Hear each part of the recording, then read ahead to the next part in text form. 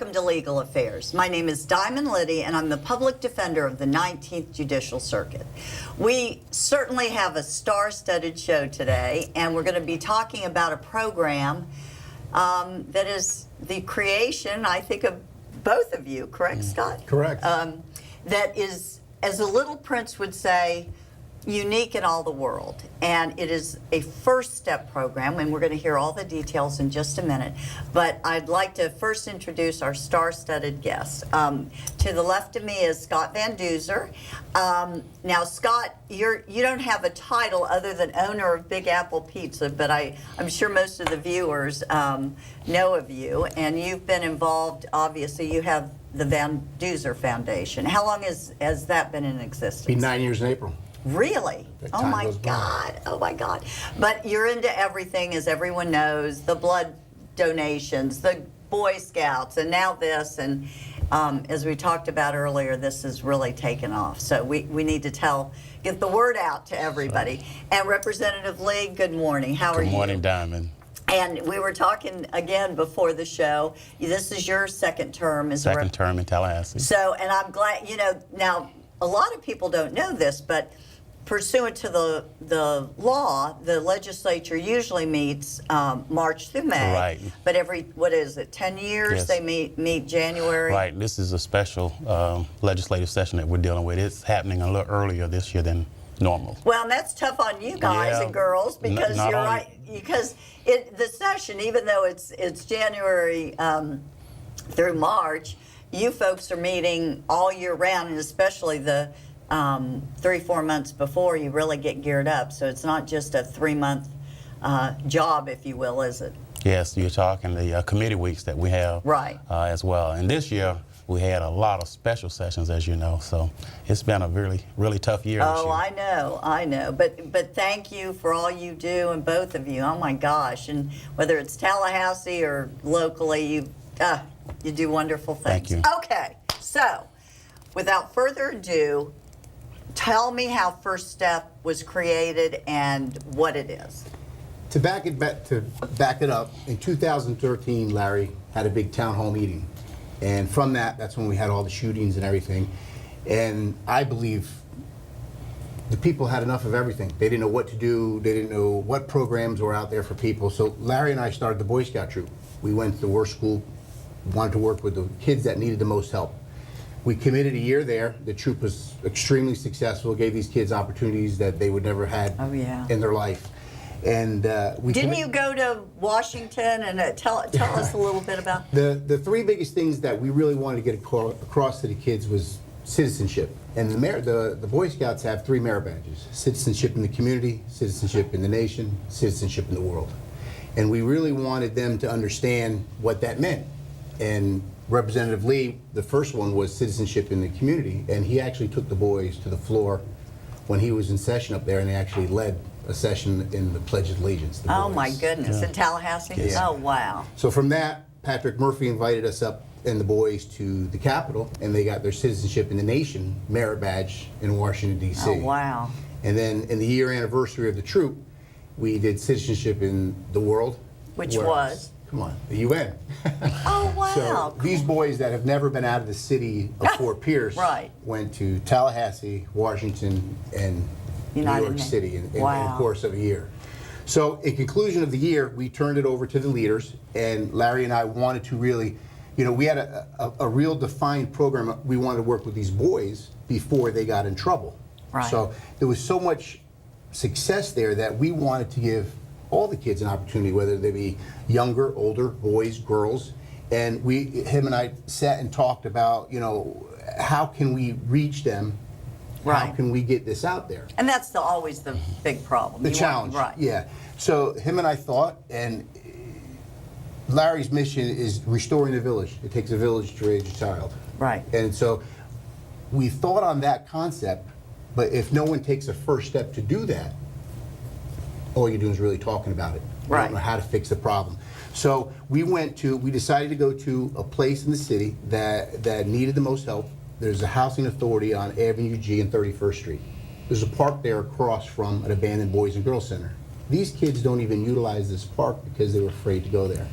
Okay. So I talked to Larry. We wanted to make a plan that we wanted to show people that it doesn't take a lot of money. It doesn't take any money. We went there with a football the first day. And the point was, let's not talk about the problem. Let's just go out and try and fix the problem and Right. give kids an opportunity. So we went there. I think this is the 9th week. Today's actually Tuesday. We're going today. The first week that we went there, Larry, myself, the sheriff, we have a strong group of community leaders, and no one was at the park. Now all the media was there, the TV was there, the print was there. Oh my And goodness. so we're sitting here looking at each other. What do we do? Right. We decided to walk door to door and just knock on doors and say, hey, you mind if your kids come out and play for now? The mayor was there and County Commissioner Johnson, and they were like, we don't really go to that park that much. Well, we want to change that. Let's go out, and we had the football, and the concept was every week we spend 20 minutes with some kind of activity, 20 minutes to give the kids a voice to see what's on their mind, what they'd like to see happen Right. there, and then we feed them 20 minutes. And That's this the is game plan. this is every Tuesday? Every Tuesday, 4:30, 5:30. Oh, cool. But to get back, Okay. Diamond, the first week we collected 32 kids and about 6 adults. Okay. 8 weeks later, last week, we had 168 Oh kids my there gosh. and about 40 adults. So, you know, it's growing. The kids are talking, extremely excited. These kids that really, you know, have nowhere to go or on the streets there, you know, it's giving them a place that's safe and showing them that people care about them. And it's not about sports, because there's like, oh, sports isn't the way out. Sean Boyle from Children's Service Council Right. 2 weeks ago came out and gave every kid a backpack and 2 books. We had reading in the park where the adult leaders would Right. break off into like with one adult, 8 to 10 kids, and they'd read a book together. And they've committed to come out once every Tuesday. I think the first Tuesday of the month they're going to come out and bring new books out for the kids every month as well. So it's really Oh my God. really turned into something very special. And Well, what is the ratio, Larry, from boys to girls? What's the age ratio? Well, the ages range, but most of them are boys, but girls are there too. And I just want to say something about Scott. He's given me a little bit too much credit. Scott is such a visionary, and I know you know as Oh, well yeah. as I and many people around, not just St. Lucie County, but I was up in River County. They know of his good deeds up there, and he and I were down in Martin County this past weekend together, and people even down there know. But Scott's heart's so big, and I want to say this about the First Step program. When we started it, people don't know how those pizzas get there, but Scott donates those pizzas, and I had a feeling it was pizza. Yeah, and pizza and drink, and it's costing him about $200, about $800 a month. But he's doing that. But he's so philanthropic, and going back to the origin of the Restoring the Village, the late Judge Ralph Flowers called me back in 2013. We were having this rash of shootings, and it was 7 o'clock one morning. I'll never forget it. And he told me, you know, you need to call a town hall meeting and sort of pull some people together to do something about this shooting. I said, Ralph, I said, you know, I'm a state legislator. I said, that should come from the city or the county, and I don't want to overstep, you know. Right. So Right. a week or two goes by, and 2 other kids, young people, are killed in some of those shootings. And he called me, and he made me feel real bad. So I called Scott and a group of community leaders, and over 800 people showed up at Lincoln Park Community Center, and what was so Lincoln Park Academy.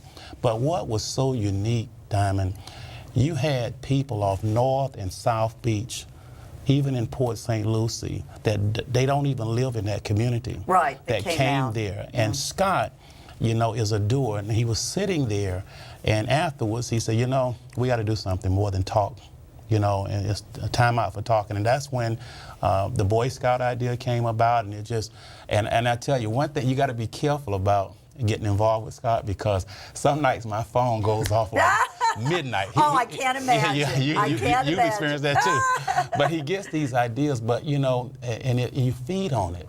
And it's just so exciting to be his partner, you know. And we've done a number of these. We were on a program called All Lives Matter, you know, together recently with a national renowned talk show host. But it's just an exciting time, and we hear about all the bad things that's happening in our community, but there are a lot of great people. Oh, And when you come to the first step, you got to see it. And unfortunately, I missed a lot of them because I was in Tallahassee. Right. But Scott will keep me posted. You know, when they're there and I'm in Tallahassee, he's taking pictures and sending them to me and keeping me posted. But it's such a beautiful journey that we're on. And these kids, some of the stories, and these boys in the Boy Scouts, for instance, he's given them opportunities to work at the pizza store. There's one young man in particular, I look at him and he look at Scott like a father.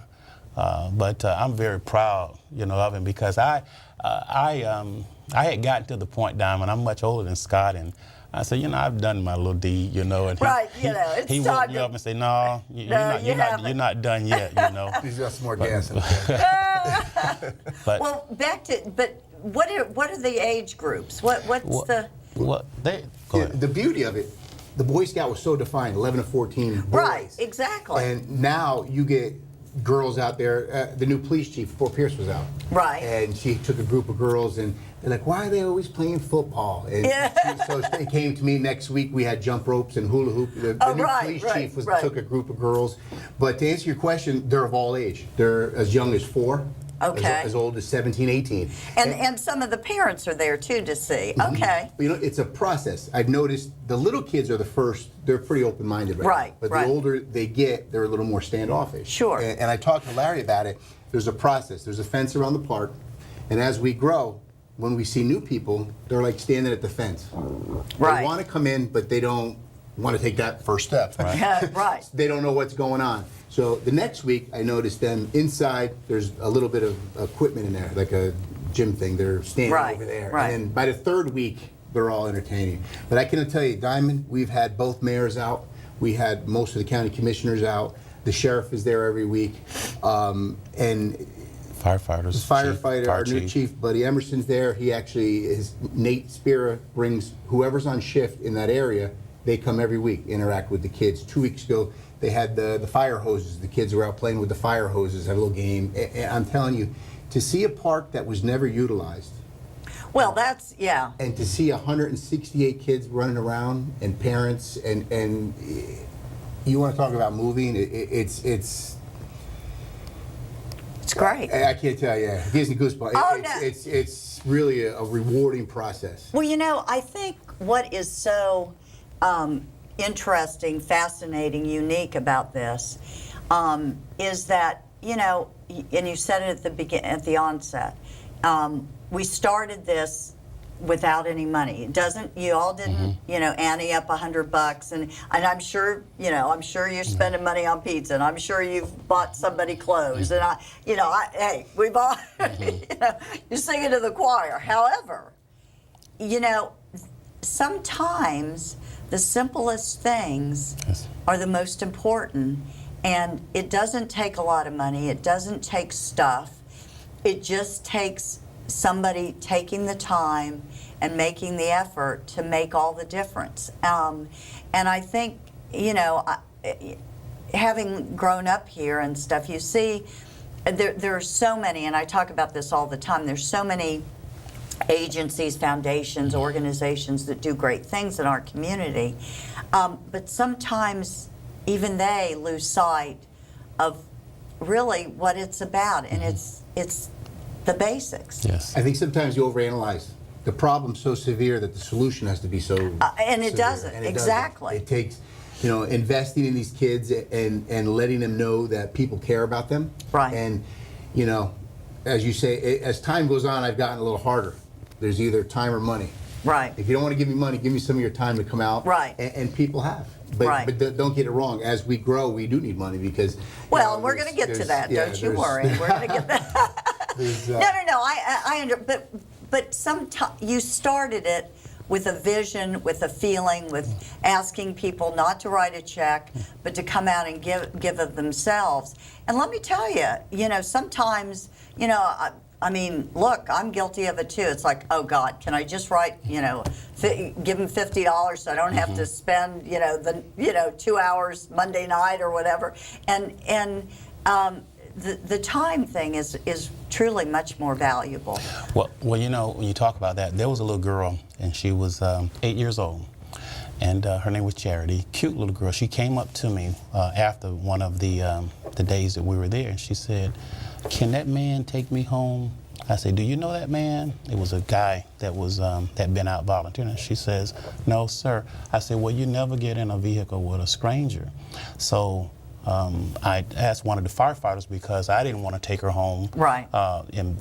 With her being along with me, and I'm trying to teach her responsibilities. And she, so I told one of the firefighters who had his uniform on because I wanted her to Right, I respect gotcha. authority. And he said, "Yeah, well, let's ride together. I can't put her in the fire truck, but maybe we could go in your car." And so I said, "What's your address?" She didn't know her address. And she said, "But I can tell you how to get there." Now she's 8 years old, smart little girl.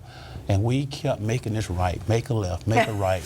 And we found ourselves on Orange Avenue headed west toward the turnpike. So the firefighter said, I think she's just taking us for a ride. And, Literally. So I said, "Where do you live?" And she said, "America's Best." And I said, "America's Best?" And then the firefighter whispered, he said, "That's a motel." And the little girl was living in a motel room, and we took her there, and we said, "How did you get here?" She said, "The bus." I told the bus driver, I said, "How did you find out about First Step?" My cousin told me about it, but these kids in that housing project, they're having so much fun. It's something for them to look forward to every week. That's like the highlight of their week. So now they're telling their friends, and Right. their friends are coming from other areas to be there. So what Scott and I are doing, we're going to be implementing First Steps in other neighborhoods. We're going to take this to the other communities. And you want to tell about the naming of the park? To touch on real quick what Larry said, that was half of, like we said, Larry and I sit down, and it's nice to see that you lay out a business plan or whatever it may be, Right. and as it goes, half of this was to inspire other people to take the first step as well. Right. Because it's great that we're helping Right. these kids here, but we wanted to prove that, like you said, it doesn't take any money. But Right. we wanted to inspire someone, and to speaking of that, there was a local guy born and raised here, Quincy Barr, went away in the service for 22 years, just moved back with his grandkids. Saw what was going on in the park. He's going to be the first one to duplicate what we're doing in another park over on Avenue D and 8th Street, I think Right. he said. And that's the beauty of it to me, because every day, we want it every day to be a first step somewhere in the city. Well, and it needs to be, I'll tell you. Don't overlook parks in Port St. Lucie. Yes. Don't overlook, obviously the target area is a great one, and that's probably where the biggest need is. But I'm telling you, there are a lot of misguided, going nowhere kids, even from families that aren't living in hotel rooms, Well, I'm happy to say we're partnering up with the Port St. Lucie Police Department, and we're partnering up with the Boys and Girls Club, and we have 3 sites in Port St. Lucie already. The east, where the Ken Pruitt Center is, Right. Sportsman's Park, and then the Minsky and West Oh, of which would be town. great. Okay. So we went, Larry and I, from an idea to, we'll have 6, 7 locations within the next 2 months. Oh my So, goodness. yeah. Oh God, I'm And so proud. actually, Andrea from the Housing Authority, Director of the Housing Authority, Right. they're going to rename that park was just out there. I don't think it had a name. Doesn't even have a but name. they're going to put benches out there now because of what we're doing. They're going to put some more exercise apparatus out there, and they're going to name it First Step Park. Oh, cool. Oh, that's great. Oh, okay. So we started without money. But we need some. We're getting bigger. So there's something that's going on? Well, we tomorrow night, Scott and I are going, along with Ron Parrish and a group of other people, are going to be honored for the work that we've done with the Boy Scouts. But we're also going to be recognizing some people. We have some people, and Scott and I, we won't say it right now, but we're going to make 2 surprises. But we have a group of people, Diamond. These people throughout the community, and they are philanthropists. Yeah. And I remember, and I wouldn't want to mention his name because they don't like having their name mentioned, but we have several people in particular. When we took the boys to New York, when we took the boys to Washington, D.C., that was pretty expensive because we had to cover the airfare and the hotel rooms and everything. But each time, these 2 guys, as well as the others, they always just step right up. So I think the thing that we're seeing here is that if people see your good deeds, that the money will come, and they Sure. know that they can see where their money is going. It's invested in these kids. And God knows some of the conditions that some of these kids are living in is really heartbreaking, you know, to see.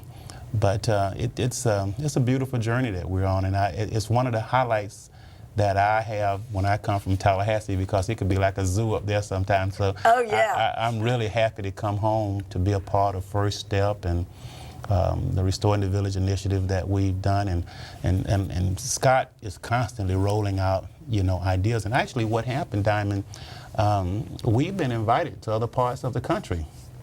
You know, To do that. to do some of the things that we're doing right here in Fort Pierce.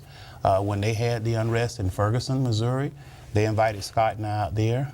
Scott, Commissioner Johnson, myself, we flew out there for a day and just flew out there, made a presentation and flew back.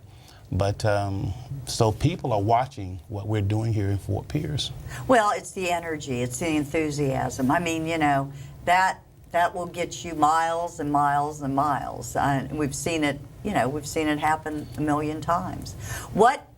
So if someone wants to donate, if they want to, and I know there's a lot, I know, I probably know who you're talking about, the people that always write the checks that, you know, God forbid you mention their name or give them any credit. They don't want They it. don't want. And how, oh my gosh, how cool is that? I mean, you know, to give and nobody even know it, and they don't want the recognition.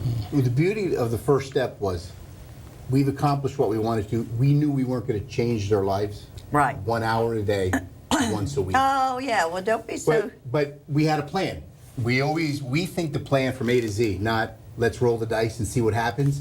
What we wanted to do is we wanted to give them something to be excited about. The Tuesday at 4:30. Right. And that we want to raise a little bit of money to be able to give them. Our first plan was to, little Johnny wants to play football. It's either the electricity, the lights, or play football. Right. Obviously, we know he's not going to play football. So if we could raise some money and identify the kids on Tuesday that want to do activities, take little Johnny, not give the money to the family, take him down, sign him up so he can play football or he can do any other extracurricular activity. But since this has all happened, we have a better game plan.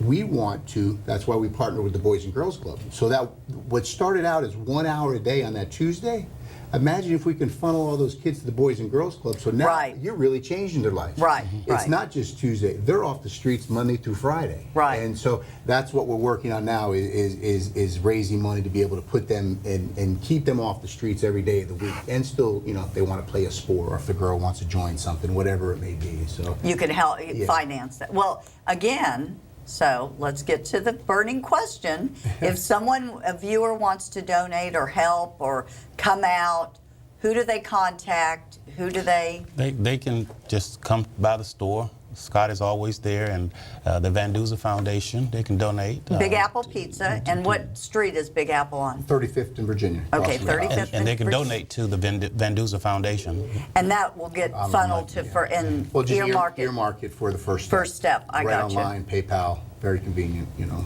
the VanDuzerFoundation.org. Well, and Van Duzer, you know, really started with that same concept too. I mean, yes, you've grown to the point that yes, you do need money, et cetera, but what you do every month for a family in St. Lucie County, it is funded by the people that want to help that person. It's not necessarily, you know, my point is you don't need $10 million to do great things. You can do it with people who care, people who are willing to give their time and Prime example, we helped 81 families and give back a little over $1 million, and it wasn't by any donation larger than $1,000. Oh yeah, and people raising money at the dinner, and of course you give them free pizza. But anyway, And another thing that's coming up over at the First Step, the Tuesday before Christmas, we want to give those kids a nice Christmas. Some of these kids come out there when they get their pizza. I saw one little boy. He ate his pizza so fast one day, and he got another piece, and he was eating that. And I said, "Hey, buddy, you got to let someone else get some. You've had 2 pieces." But I thought about it, and I was telling Scott about it. Scott said, "You know, Larry, that probably was that kid's only meal." Right. You know, some of these kids out here, you know, they look forward to not just the games, but having a meal. So Scott, on the way over, he said, Larry, you know, let's do something more than just give them toys. You know, that Tuesday before Christmas. Oh, with the food. Yeah, Let's bring some grills out there and maybe do some hamburgers, hot dogs, or whatever, and also do the toys. And we're going to be Sean Boyle with the Children's Service Council in conjunction with the Flame radio station and the Sunrise Theater. For the last 5 years, we've done Sounds of the Season Right. at the Sunrise Theater. Right. And it's FUD Boys Choir and Big Brothers and Big Sisters. There's several youth organizations that perform. It's free to the public, and I want to plug that. And all you need to do is bring an unwrapped toy. And this year, half of those toys are going to be going to the First Step program. Oh, okay. And what? That's Give gonna me be a date and time. December the 18th at 6 p.m. at the Sunrise Theater. And the tickets are free. They need to just go by the Sunrise Theater box office and Get a ticket. Get a ticket. Do you fill up the house? Yes. Last year there were over 1,000 people. Wow. But people come from around and have tons of toys, and we always give half of the toys to PAL, and then we designate. But I think from now on out, First Step is always going to be able Sounds to good to me. get the other half of the toys. So you're stuck now, and believe it or not, this show always goes so fast. We got 2 minutes left. Okay, so where do you see First Step 5 years from now? Wherever there's a need, wherever there's an area. I never, you stumped me. I'm never at a loss for words, but I never really thought about it. The need is so drastic right now that we're just planning month to month right now. Well, what my point is, you are stuck. I mean, I hate to say this, but you're going to have little boys and little girls that look forward to you. They're going to cling to you. They're going to want Scotty there and throwing the football. I mean, it's gonna be hard to kind of. You know what's funny? Brenda Stokes, every week she's there. We were leaving last Tuesday, and she teared up. She goes, "I couldn't imagine not being here on a Tuesday at this point." Exactly like Right. you're saying. But it's not just Larry and I. There's 15, 20 community leaders out there. Right. We're trying to. A good point. The parents would stand along the fence. And when I see that, I said, get out of here, man. It's going to take everybody to make a difference. So we'll still always be there, absolutely. But as we grow every week, there's more adults, there's more parents getting involved. So that's the beauty of it as well now. And what we're doing, Don, we're trying to create these. Is that a village? We're trying to create these little mini villages all over. Oh no, and I see And that. the people that's coming out, we call them the village keepers. And by the way, I've had Restoring the Village on a couple. It was great. That's a great concept too. Okay, we're running out of time. Go to Big Apple if you want to help or volunteer or come out and throw the football or read. And we've got the Sounds of Whatever at Sunrise, December 18th going on. And gosh, happy holidays, Merry Christmas, happy everything to both of you, and keep doing great stuff And because you're thank great. you for all you do, Don. Thank you.